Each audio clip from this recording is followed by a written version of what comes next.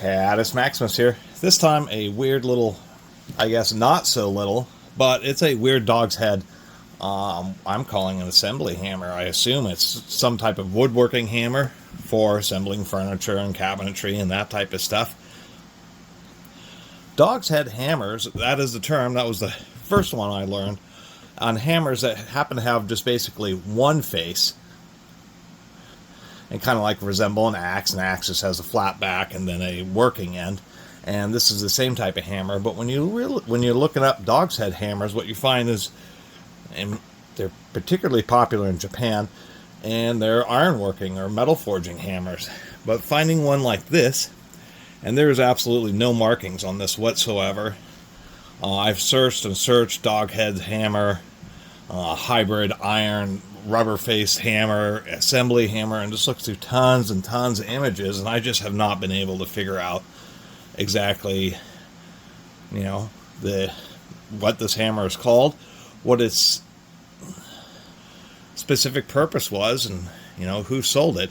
It's kind of interesting that there just is no markings on the head. This is it appears to be a cast steel or cast iron head with a rubber face.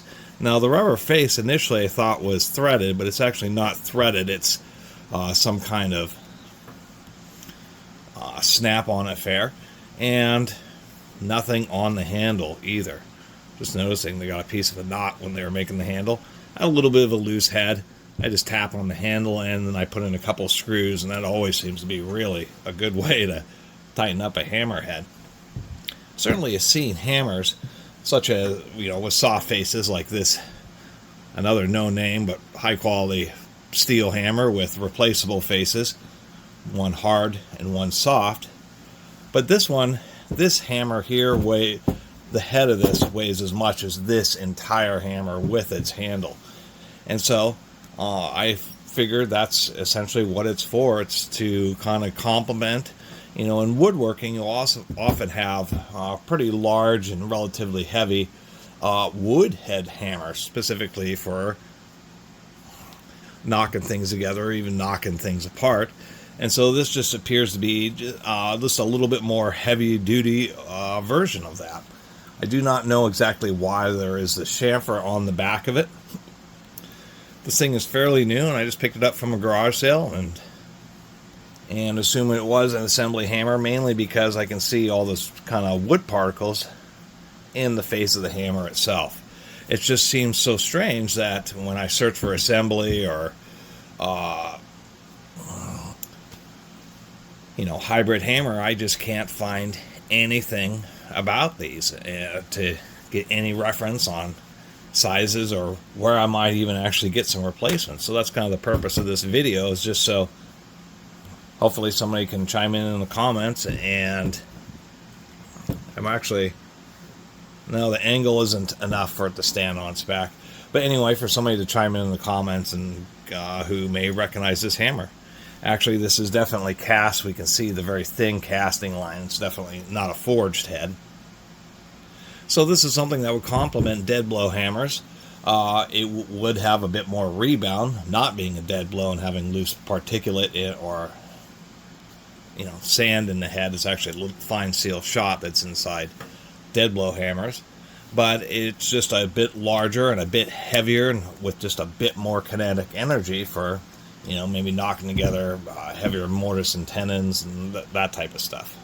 Maybe larger dovetails when you're assembling drawers and furniture, so you can tap along and get it all kind of assembled, and maybe just offering a bit more robustness than an actual dead blow hammer. But I would assume it kind of complements that. It kind of is in between a dead blow hammer, a regular rubber head hammer, and this kind of gives you a little bit of both worlds. So anyway, that's why I titled the video a dog's head assembly mallet. Anyway, I think it's a kind of a cool hammer. Definitely unique with being just one-sided. And we'll definitely get some use out of it. Mainly because it is a heavy. I figure the head on this is probably 3 or 4 pounds, maybe 1.5 kilograms or something like that. And I'm kind of realizing that's probably the big point of this hammer, is the fact that if you want something with this kind of weight, either in a dead blow or in a rubber mallet, you know, a rubber mallet's going to have just a big old head on it to have this kind of mass, and a dead blow is also going to be pretty sizable. So I think that's the purpose of it, is specifically so it has a smaller head, but with the same kind of hitting power as essentially larger hammers. You know, those types of Costco shelving where you got to slot the crossbars in and then, you know, hammer them down to get them to snap into place.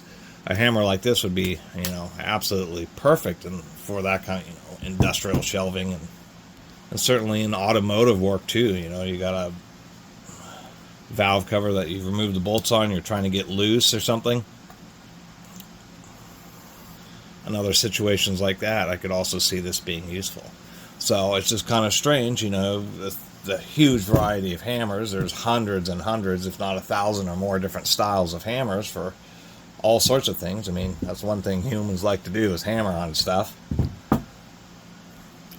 I was just surprised at how difficult it was to actually find any information about ones that are designed specifically like this.